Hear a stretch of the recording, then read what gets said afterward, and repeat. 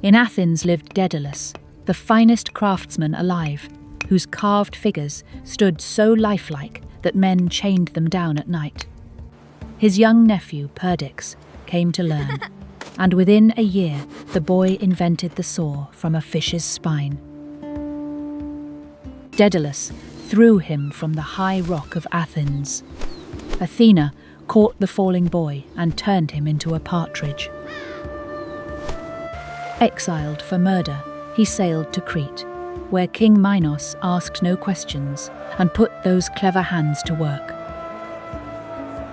The queen, Pasiphae, had been cursed to love a white bull sent from the steppe. She came to Daedalus for help. Hide it from the king.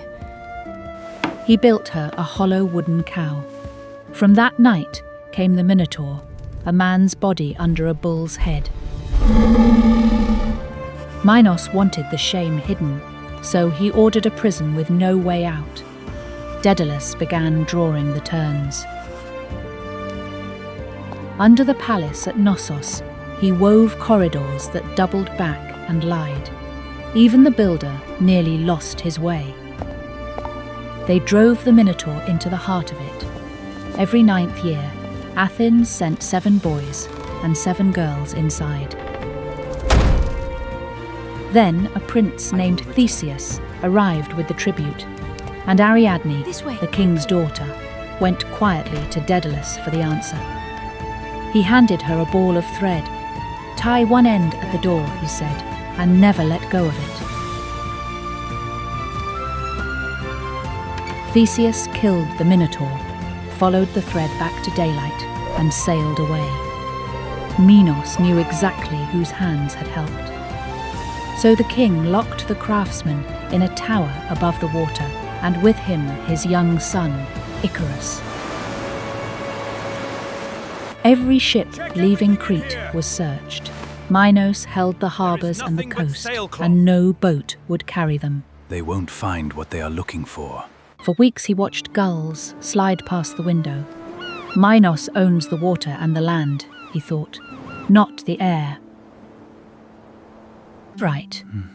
He began collecting feathers, laying them out shortest to longest. The way reeds are graded in a shepherd's pipe. Thread bound the middles. Wax held the roots. He bent the finished rose into the soft curve of a living wing. Icarus played underfoot, grabbing at drifting feathers, pressing his thumb into the yellow wax, getting in the way of the work. When the wings were done, Daedalus strapped a pair to his son's shoulders. His hands were shaking. He was crying. "Hold the middle of the sky," he said. "Low, and the sea soaks your feathers. High, and the wax melts." He kissed the boy once more. Then he lifted off the cliff and looked back, the way a bird leads a fledgling.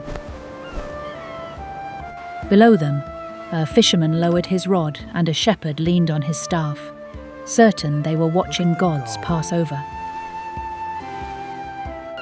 They passed Samos on the left, then Delos and Paros, with the whole sea crawling slowly beneath them. And the boy started to enjoy it. He forgot his father, tipped his wings upward, and climbed toward the open sun.